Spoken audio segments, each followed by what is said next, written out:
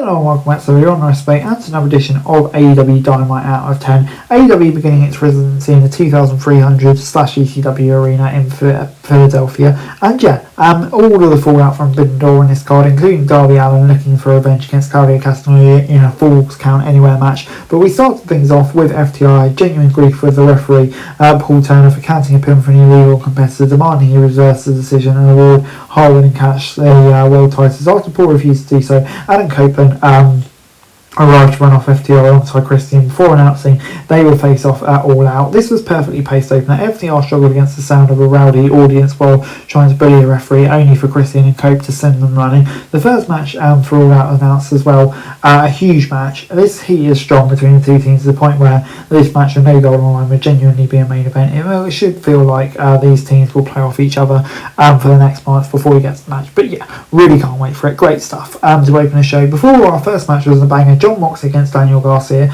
Garcia pushed Moxley far more than he expected, hobbling in with a focus on his right knee. However, Mox escaped with a pin and a small package reverse after barely kicking out the pile driver. Afterwards, Willie used to tell Darby that Mox refused to fight Darby. Willie got back in the ring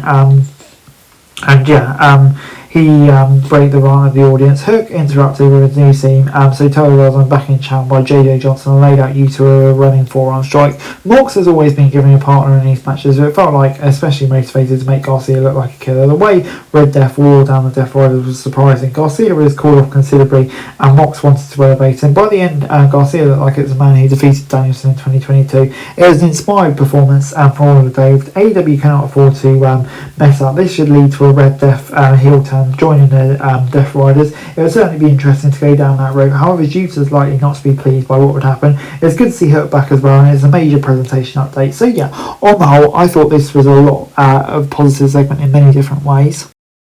We then got Megan Bayne and Penelope Ford versus Chris Statlander and Harley Cameron. And Stat and Cameron showed off their chemistry throughout this hard-hitting bout, highlighting the power clash of Bayne and Stat. After Harley cleared Megasis from the ring, Stat forced the submission with a head to the stretch. Bayne attacked Stat after the bell, but the Megasis arrived and pulled to safety when Willow arrived to uneven the odds. If there's any doubt who the women's tag division is coming together in a big way, Harley and Stat came out as real duo. While the tag moves are fun, it's still a work in progress. It's elevated by every clash of Bayne and Stat. All signs point to the blood and guts match, and hopefully titles not long after that with Stat and Bayne the centrepiece. So yeah, it's all going well. 6 out of 10. Before Renee Paquette hosted a celebration for Mercedes Moné. After early pregnancies, Renee questioned why the CEO would not acknowledge Alex Windsor for making a tap out of a Forbiddendoor. The CEO chose to focus on mocking Windsor and they injured Will Ospreay. Since Windsor was not in the arena, they didn't accomplish anything. AEW did not even have the footage of her Rev Pro victory. If Theo is going to have all this gold, it would be good to set up a variety of challenges. Even if the TBS title is the only gold G defence in AEW, more of it would be good, and there's so many options that she could have to challenge her as well. It just doesn't feel like we're utilising it.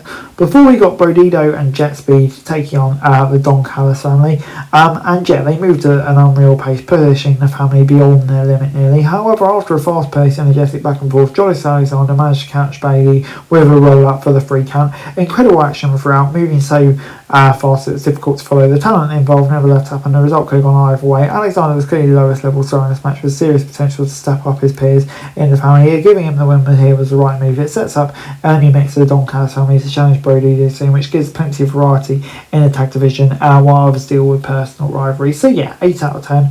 Before Hangman and Page celebrated with Will Ospreay and hope that he can meet again with the AEW Men's World Championship on the line. Callis tried to intimidate the Cowboys, sending out a variety of his family. Hangman jumped at Josh Alexander before Jet Speed came out and helped, followed by Omega. It's been a long time since Hangman and Omega worked on the same side, so it's good fun to see them fighting together again. It sets up an exciting match next week, bringing together the former tag champions against the Don Callis family. This is the main positive of the segment, but it did feel rushed, especially considering it would make more sense for Hangman to still want revenge on the Death Riders. The Callis family is going to go after all of the gold, and having to go through Hangman, etc., will be great. But a Hangman Alexander match could be a great match as well. So yeah, so many different options.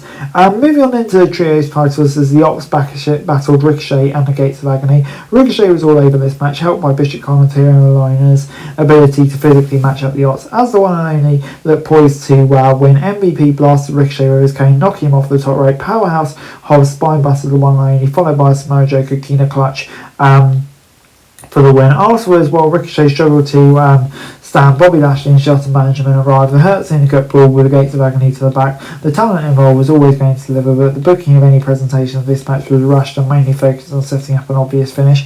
Ricochet's become a top name in AEW, so it's somewhat surprising he took the pin. Beyond that, though, the Hurt Syndicate costing them gold was completely expected. The two teams have lost out on gold in the same week, so they should be presented in an intense rivalry. Meanwhile, the Ops still look good in the trios division. While there are plenty of potential trios that could step up next, it's time to build credibility with those rival teams before the next title match. So yeah, on the whole, I'll give it a 6 out of 10.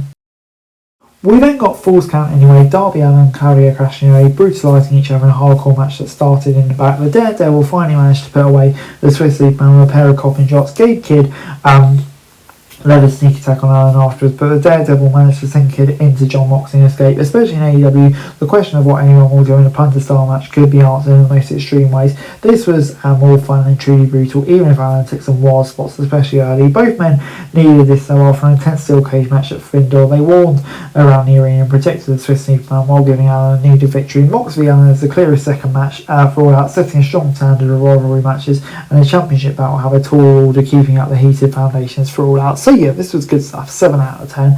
And yeah, the pace of this show was unreal. It was truly non-stop, even if the first hour was better than the second.